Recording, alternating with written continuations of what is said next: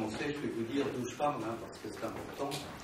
Au cours des 30 dernières années, à l'Institut de criminologie de l'Université Paris 2, puis maintenant au Conservatoire national des arts et métiers, nous avons créé le Master national de criminologie. J'ai eu comme étudiants français et étrangers une grande partie des hommes et des jeunes femmes qui sont engagés dans la lutte antiterroriste, dans la lutte contre le crime. Il y a 3 endroits en France où s'organise la lutte contre le terrorisme, l'un qui se trouve au ministère de l'Intérieur, le deuxième qui se trouve au secrétariat général de la sécurité et de la défense, la SGDSN, de la défense et de la sécurité nationale, le troisième qui concerne le renseignement extérieur. Les 3 hommes en charge de ces 3 bureaux précis sont tous les 3 d'anciens étudiants. Pareil pour un nombre important d'officiers de gendarmerie, magistrats. Et ce que je vais vous dire là n'est pas mon sentiment et une lubie personnelle. Je me fais le porte-parole de tous ces professionnels de la lutte contre le crime et contre le terrorisme et qui, à travers ma bouche, donnent leur diagnostic sur la situation actuelle. La France aujourd'hui a un seul problème de sécurité. Un seul, d'où découlent absolument tous les autres. Je vais prendre comme exemple des cités hors contrôle, complètement dominées et dirigées par des criminels dont il a été question ces derniers temps dans la presse. C'est le quartier de la Grande Borne entre Grigny et Viry-Châtillon, quartier où le 8 octobre dernier, 2 policiers ont été cernés par une bande de voyous qui ont mis le feu à leur voiture, qui les ont empêchés de sortir. L'un des 2 policiers a été atrocement brûlé, est aujourd'hui encore entre la vie et la mort. L'autre une femme a été gravement brûlée. Et c'est de la même cité dont provenait Amélie Coulibaly, qui est l'auteur du massacre à Hypercacher en janvier 2015. Vous voyez donc que de ces quartiers sort à la fois des activités criminelles graves, comme d'attenter à la vie de gardiens de la paix, détenteurs de l'autorité, et deuxièmement, des bouffées et des actes de terrorisme. Tous les individus qui ont fait couler le sang en France depuis le début de l'année 2012, Mohamed Merah à Toulouse, les frères Kouachi, les Koulibaly 1 et 2, les frères Abdeslam, en partie en France, en partie en Belgique, provenaient tous de ces quartiers, ces cités hors contrôle, qui sont aujourd'hui, en matière de crime organisé et en matière de terrorisme, le seul problème de sécurité de la France. Nous tenons naturellement en dehors de notre analyse ce qu'on appelle la criminalité en col blanc, les gens qui sont dans les grandes banques et qui piquent des milliards, etc. C'est pas du tout la même forme de criminalité. Eux vivent naturellement ailleurs que dans ces quartiers-là. Je parle de ce qu'on appelle la criminalité des rues. Et si on prend les 700 quartiers plus ou moins bien contrôlés et la centaine de quartiers ou cités carrément hors contrôle, à propos desquels, une fois, il s'agissait de ceux du nord de la ville de Marseille, le président du conseil régional, Michel Vauzel, socialiste, a utilisé le terme affolant de quartier en sécession. Vous avez tous en tête ce que c'était la guerre de sécession, n'est-ce pas? Donc le mot de sécession est un mot grave. Et donc dans ces quartiers-là, l'ordre au quotidien, au jour le jour, est assuré par des bandes de voyous, de gangsters, qui font régner la loi du silence. J'en veux pour preuve que le 8 octobre, c'était 55 jours, et au jour d'aujourd'hui, personne n'a été arrêté. On a arrêté des vagues comparses, un vague de garçons qui avait pris des photos, un autre qui avait donné un jerrycan d'essence, mais ceux qui cagoulent sur la tête se sont livrés au crime et ont cherché à donner la mort à des policiers français, sont toujours libres et ils ne sont pas, me disent des amis au ministère de l'Intérieur, prêts d'être arrêtés. Ces quartiers-là, il y en a à peu près 700 en France, où il y a une tentative d'instaurer une loi du silence, des quartiers dans lesquels on vend de la drogue, des quartiers dans lesquels on a organisé dans les caves des marchés aux voleurs, on va voler des biens et des produits dans des supermarchés ou des hypermarchés en pillant les hangars et après ça on les vend dans les caves, des quartiers où se passent aussi des crimes terribles de prostitution forcée, des quartiers où logent des migrants clandestins. Ces quartiers-là, puisque ça regroupe à la fois des activités criminelles et des activités terroristes, sont à mi-chemin entre la cour des miracles et la piste au Kivli. Il n'est pas possible à l'heure actuelle à un individu privé, pourvu qu'il soit d'origine européenne, de mettre la pied dans ces quartiers-là et d'immédiatement on pourrait chasser parfois Rosset et on lâche les chiens après lui, et ce sont des quartiers extrêmement dangereux qui sont complètement en dehors de la République. De tout ça, j'ai une montagne de documents à votre disposition, des témoignages, des films ont été faits en caméra cachée. Tout cela est absolument sûr et certain, et tout le monde, du haut en bas du gouvernement, le sait.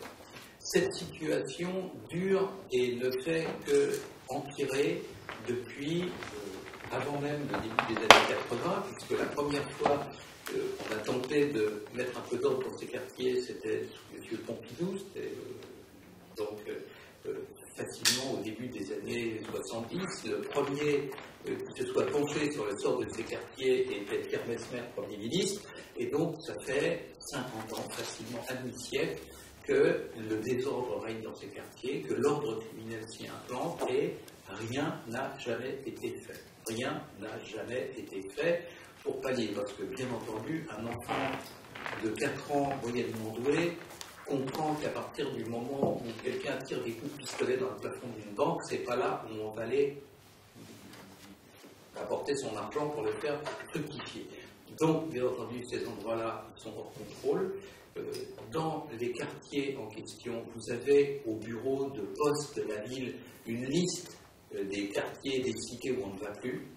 Vous avez au jour le jour des lignes d'autobus qui fictivement disent l'autobus s'arrête là, mais depuis des années et tous les jours, le quartier fait demi-tour 2 stations avant la fin parce qu'il n'a pas envie de prendre des cailloux ou des cocktails Molotov. Vous avez des quartiers où les organismes de pompes funèbres ont une liste sur le mur parce qu'il y a des quartiers où on ne va plus avec un catafalque sur lequel il y a une croix, parce qu'on prend des cailloux, etc. Ce n'est pas un cas isolé, c'est fréquent, notamment dans le 9-3. Vous avez des quartiers dans lesquels les pompiers ne vont plus, dans lesquels les médecins des urgences ne vont plus, et tout ça, ça représente en gros le plus dur, une centaine de quartiers. Sont-ils inconnus? Non, ils sont célèbres, tout le monde connaît le nom. Il y a la Grande Borne à Grigny, il y a les pyramides à Évry, il y a le terrible Clos Saint-Lazare à Stein, dans lequel des individus montent la garde avec des kalachnikovs le jour et nuit, pratiquement, pour vendre de la drogue. Dans les quartiers en question, les populations sont entièrement subjuguées, sous contrôle, soumises à la loi du silence. Ce sont des quartiers dans lesquels les ascenseurs étant monopolisés pour les dealers, des femmes enceintes ayant un enfant dans les bras sont obligées de monter la poussière, autrement la vole au 8e étage à pied en prenant l'escalier, parce qu'on ne peut pas faire autrement. Ce sont des quartiers où la population est martyrisée, personne ne le dit. Récemment, il y a eu des primaires de la droite, j'ai naturellement observé et lu tout ce qui s'était dit, les échanges, les émissions télévisées, les comptes rendus dans les journaux. Il n'y a pas eu un mot sur ces sujets-là, dans la bouche d'aucun des 7 candidats, aucun, pas un mot, zéro, c'est un problème. Et non seulement il y a le problème de ces cités-là, mais rayonne à partir de ces cités sur les 20 ou 30 kilomètres qui les entourent, ce qu'on appellerait la zone de chalandise s'il s'agissait d'un supermarché, les 3 quarts des actes illicites ou criminels qui pourrissent la vie des gens au quotidien. Vous avez vu tous les actes de violence qui sont commis contre des enseignants depuis 1 ou 2 mois. Ceux qui se sont produits en Seine-Saint-Denis, le lycée était de l'autre côté d'une cité chaude de Saint-Denis qui s'appelle les Francs-Voisins, et ainsi de suite. C'est toujours à proximité de ces quartiers ou de ces cités que sont commis des actes illicites ou des actes criminels. C'est là où on tire avec des armes de guerre sur les policiers, et tout ça ne fait pas l'objet d'un mot, d'un commentaire. C'est un non-sujet politiquement, et personne n'en parle. Le gouvernement, parce qu'il est animé par une idéologie qui fait que les auteurs de ces actes criminels sont considérés comme de malheureuses victimes de l'exclusion et du racisme, et les gens de l'opposition parce que finalement, quand ils étaient au pouvoir, au cours des 30 ou 40 dernières années, ils n'ont rien fait en la matière qui soit de nature à mettre fin à ce problème. J'ajoute que c'est un problème unique en Europe, que c'est à partir de ces quartiers-là qu'en 2005, 5 ou 6 000 voitures ont été brûlées dans toute la France, et que ces actes sont tellement incompréhensibles pour les autres pays d'Europe, car ça ne se produit jamais chez eux, nulle part ailleurs en Europe.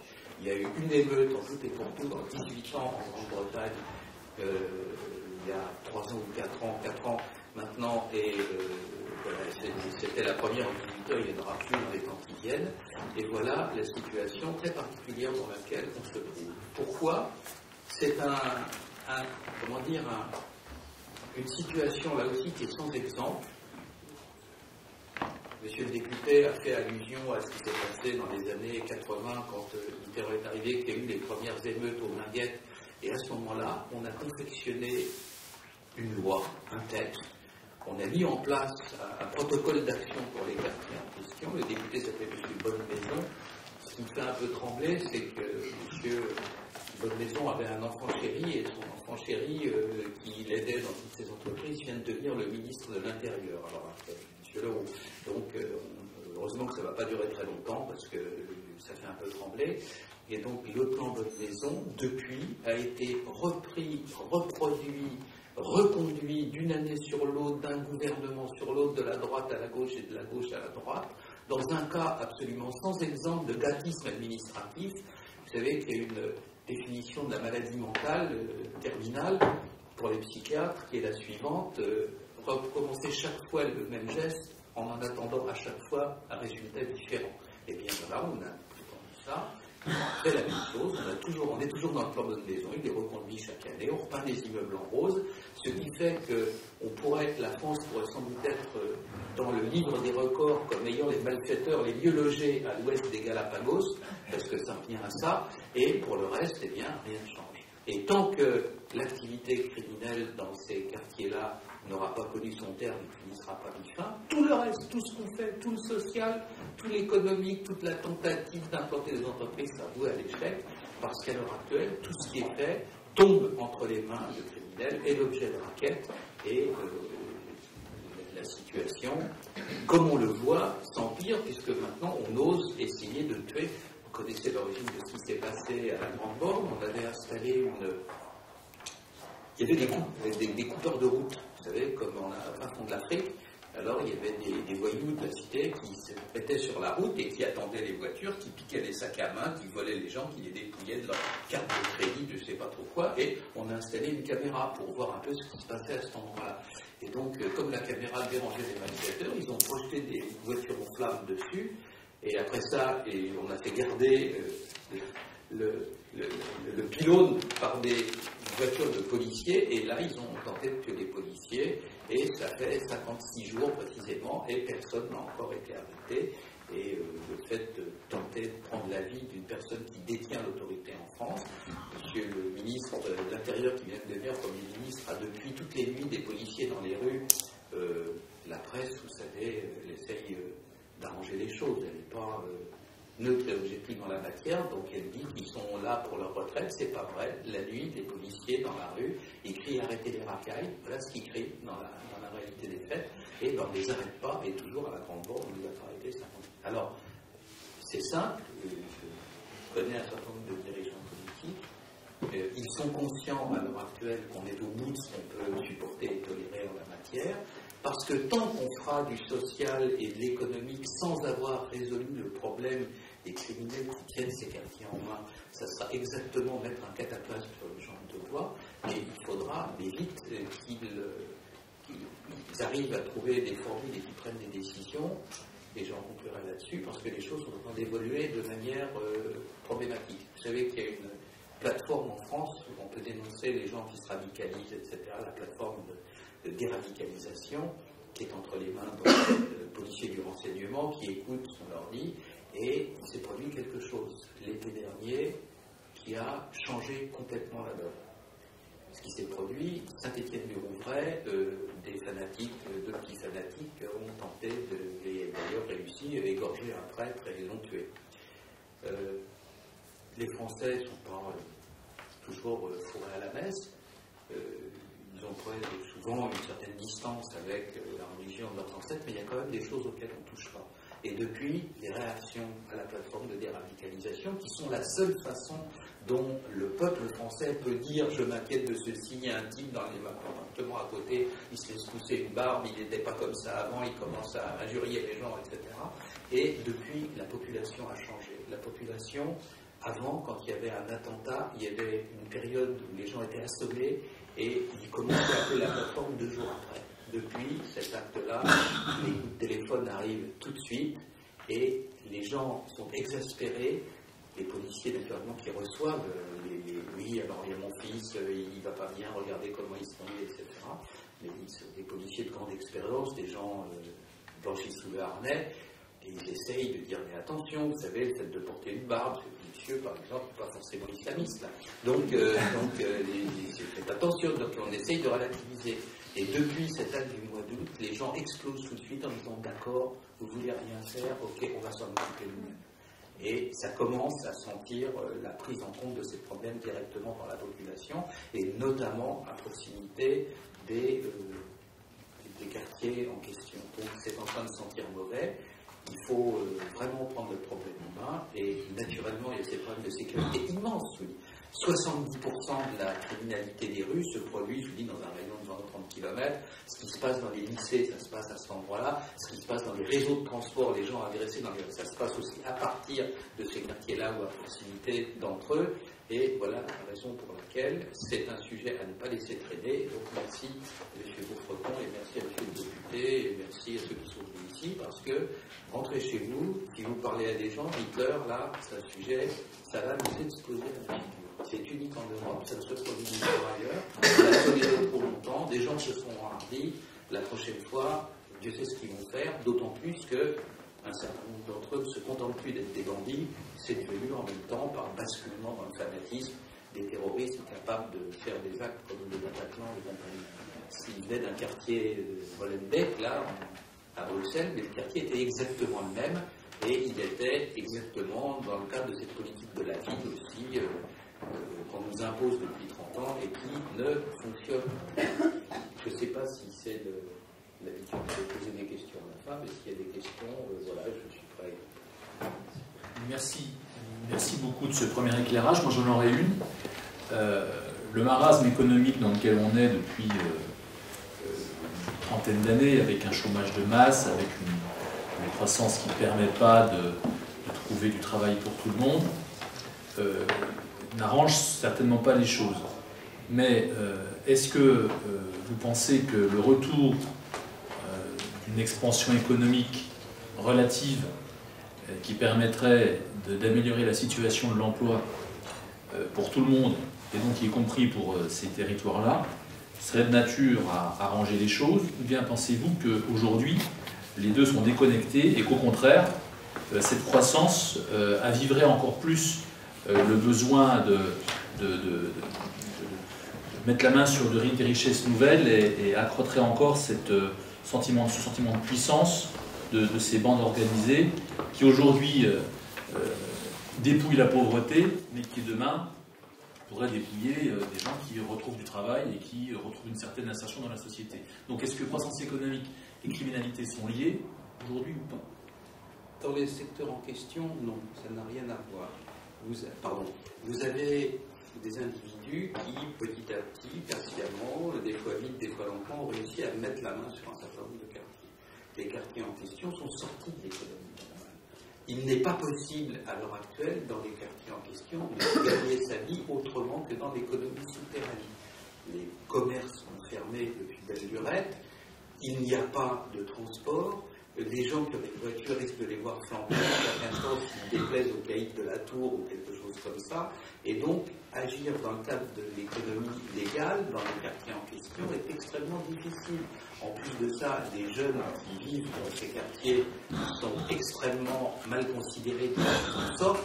Dès que quelqu'un se présente avec un curriculum vitae et qu'on voit qu'il vient de la Pierre Collinet ou de la Hameau ou de la Pyramide à Évry ou alors de la Grande Borne ou des Minguettes ou quelque chose comme ça, naturellement le délice à l'adresse, il compte. Je passe beaucoup de temps à essayer de trouver des premiers emplois à des étudiants à la fac qui viennent de ces quartiers-là, pour dire mais non, il n'y a pas de problème, c'est moi qui vous le garantis, il n'y a aucun souci avec ça, mais ils sont quand même... Donc il y a cette double peine qui les atteint directement, qui est celle-là. Quant à la misère sociale, c'est un bouteillon socialiste qui est totalement dépourvu du moindre fondement. J'en prendrai un seul exemple. Je vais parler du prêtre qui a été égorgé à Saint-Étienne-du-Rouvray. il a été égorgé par un jeune homme qui ne tombait pas de la lune, il avait une famille.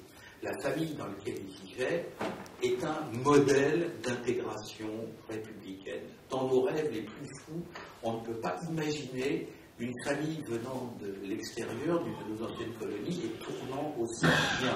La mère est institutrice de l'école laïque, le père est maintenant à la retraite, le grand frère est ingénieur en informatique, la sœur est avocate. Le reste de la famille est dans l'idéal de ce qu'on peut espérer en termes d'intégration. Il y a un mouton noir dans la famille, celui qui tourne mal, qui est psychotique. Quand il était petit, il avait des crises, il se réfugie dans une espèce de fanatisme et il finit par écorcher le curé. Et ce fait de faire en sorte que tout le reste de la famille ne soit pas un modèle d'intégration, mais soit tous Golden Boy ou trader chez Goldman Sachs, ne changera absolument rien au fait en question. Ce sont des minorités, et les minorités en question sont inatteignables par toute forme de travail normal et de travail légitime. On a fait des études qui montrent ça. Les gens qui sont à l'heure actuelle dans ces situations qui ont assumé, qui ont fait le choix d'une vie délinquante ou pire encore d'une vie criminelle. Imaginons qu'il y ait un seul guichet pour trouver un emploi en France. Que ce soit d'ailleurs, mais là, c'est notre problème. Vous avez un guichet, il faut se présenter là pour trouver un emploi, et un seul. Vous imaginez que ces gens-là dont je parle sont les premiers à la queue? Non, ils sont au bout de la queue. Il faut les pousser à pied au cul pour qu'ils viennent dans la queue en question. Et donc, avant de créer un emploi qui sorte à des garçons en question de la délinquance, il faut en avoir créé 10 000 pour assécher toute la population et arriver tout au bout de la queue. Ça avait été fait une fois, il n'y a pas d'études nationales là-dessus, mais la ville de Boston, qui est une ville de gauche aux États-Unis, qui est dirigée par des gens qui ont en tête pas loin de l'idéologie du Parti socialiste, ils avaient fait une étude pour savoir combien de gens il fallait tirer du chômage pour arriver à trouver un emploi, un éloignement en question. Pour sortir un individu de la délinquance, il faut créer 10 000 emplois. Voilà, c'est naturellement. Et à un moment donné, on ne coupera pas au fait de cibler des criminels et de les mettre en état de nuire. Parce qu'autrement, on peut assécher les marigots tant qu'on veut, c'est les derniers crocodiles au fond du trou. Donc, si les solutions du social et les solutions de l'économie fonctionnaient, on le saurait parce que naturellement, ça a déjà été tenté 1000 et 1000 fois. Le plan Bonne Maison, c'est que ça, plus de rénovation urbaine. Et quand le plan Bonne Maison a été fait, je vous dis ça en conclusion, et parce qu'on n'a pas tous les jours l'occasion de rire, un des promoteurs, des défenseurs de la loi Bonne Maison est venu donner une interview à un journal, et il a dit la loi Bonne Maison ça va marcher et ça aura deux résultats. C'était déjà l'amorce du problème qu'on a aujourd'hui, il se manifestait déjà à l'époque. Il a dit la loi Bonne Maison elle va empêcher la formation de ghettos en France et elle va faire disparaître le Front National. C'était il y a 25 ans, voilà, on peut rien. Donc on en est là. Alors, Alain, j'ai une question. Oui, moi je voulais demander qu'est-ce qu'il faut faire. Alors, c'est simple. Ce qu'il faut faire, on aurait pu le faire. Ces quartiers-là ne sont forts que de nos faiblesses. Au moment où il y a l'affaire de Charlie Hebdo et d'Hypercacher, tout ça en 2 jours. Dans les quartiers en question, les individus qui font ces exactions-là n'ont naturellement, depuis belle lurette, plus peur de la police. Il se trouve qu'on arrive de passer de temps en temps à la télévision, donc de temps en temps dans la rue, il y a un des petits loups qui m'appelle « Ah, pas je t'ai vu chez Calvi, t'es cool, et bien, c'est vrai que t'as vu des mafieux, et tout. » Oui. Alors, on va boire un café, puis on va voir.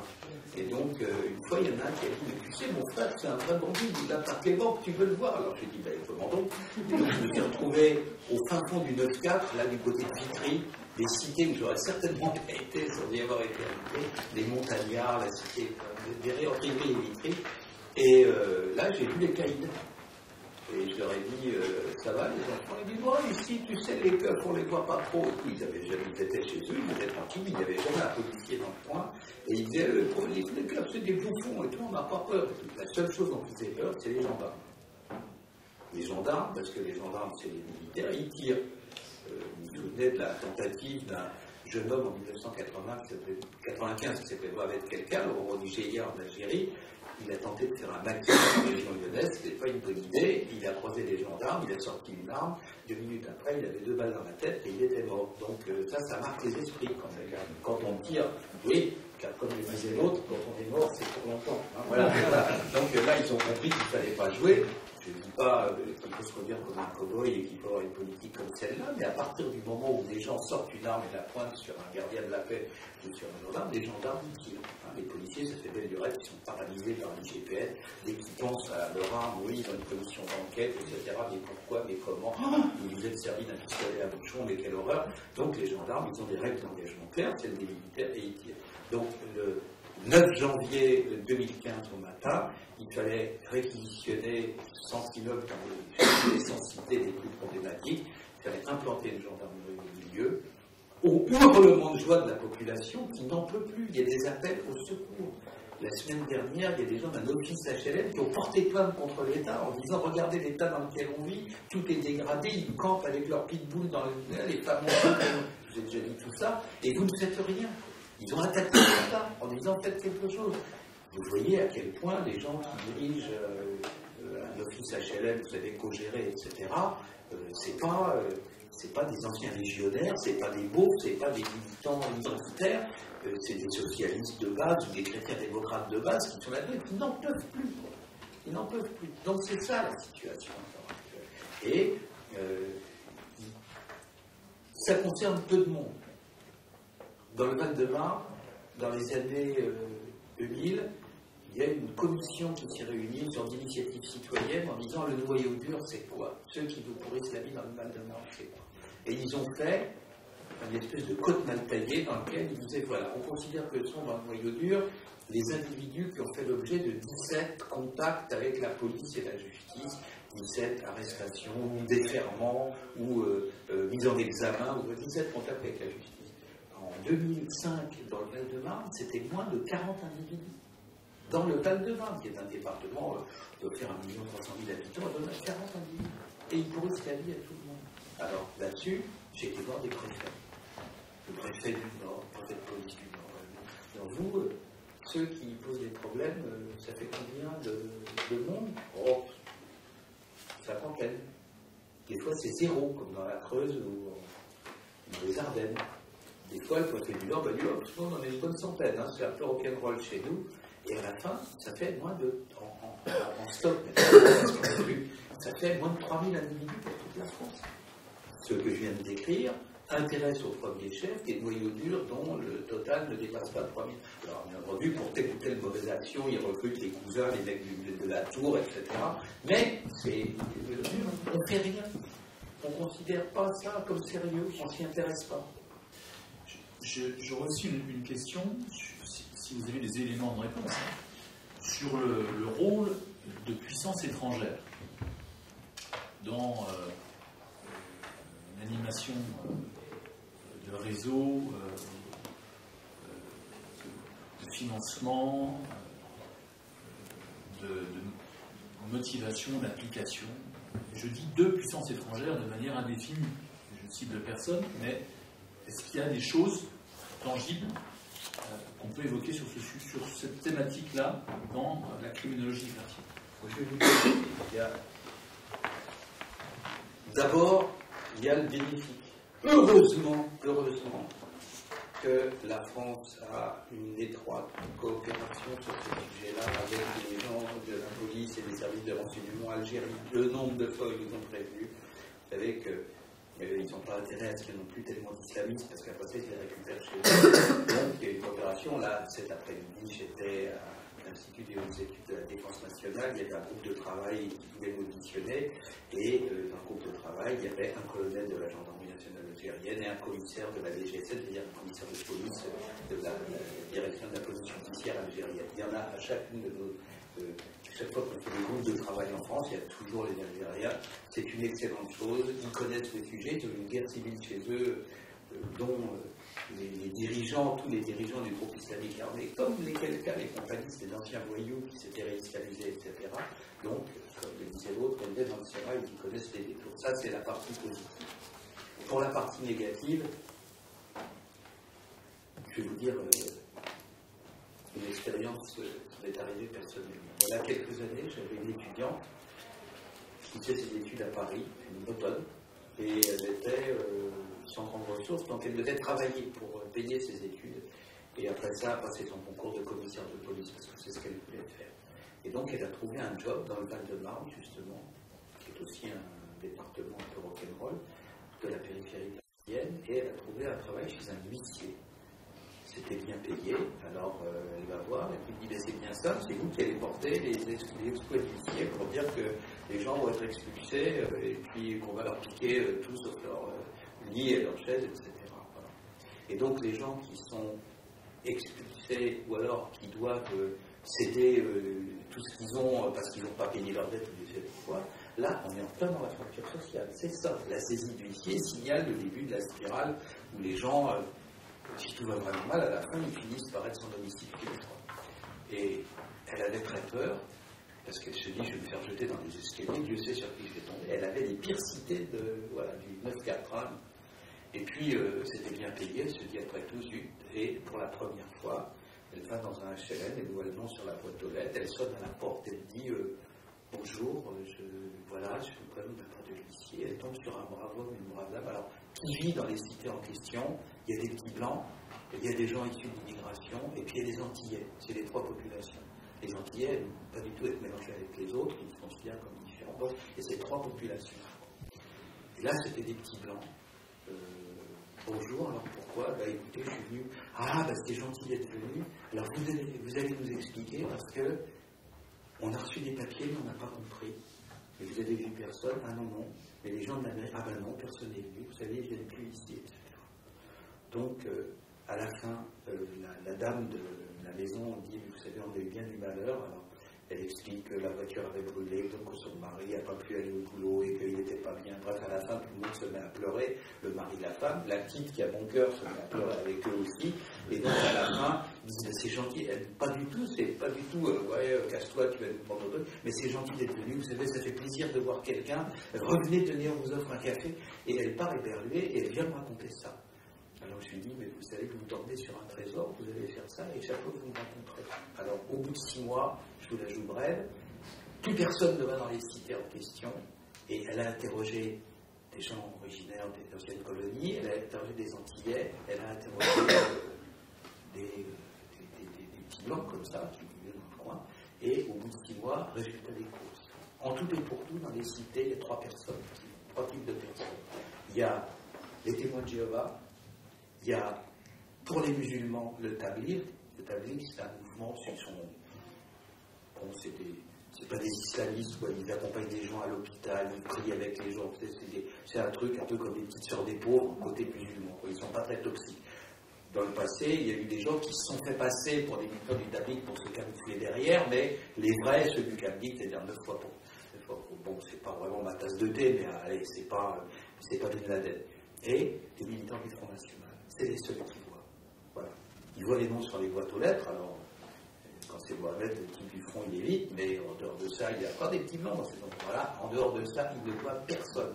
Dans le 9-4, c'était pendant longtemps les municipalités communistes, ils ne voient même plus les gens des municipalités.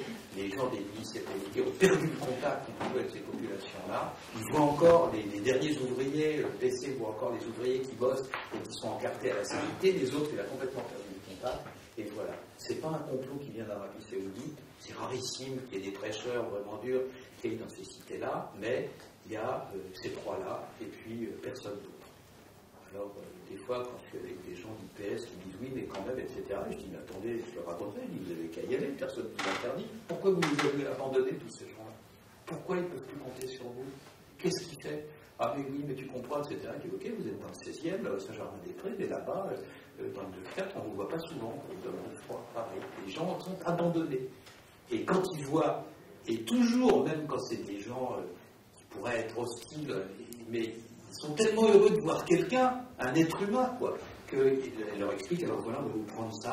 Ah, mais vous savez, oui, mais on n'avait pas payé, mais on avait les lettres. Tout le monde tient, elle n'a jamais autant pleuré de sa vie qu'à chaque fois qu'elle allait dans les quartiers en question. Parce que les gens sont malheureux, ils sont abandonnés, personne ne leur parle, personne ne s'intéresse à eux.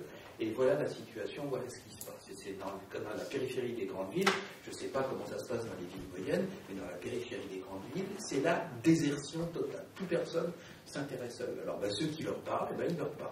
Voilà.